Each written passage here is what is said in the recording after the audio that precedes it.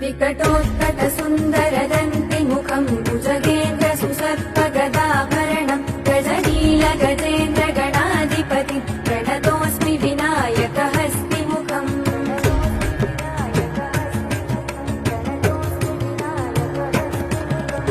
सुरसुर गणपति सुन्दरकेसम् ऋषि गणपति यज्ञसमानम् भव भव गणपति पद्मशरीरम् जय जय गणपति दिव्य नमस्ते गजमुखवक्त्रम् गिरिजापुत्रम् गणगुणमित्रम् गणपतिमिसप्रियम् गणपतिमिसप्रियम् गणपतिमिसप्रियम् करधृत परसुम्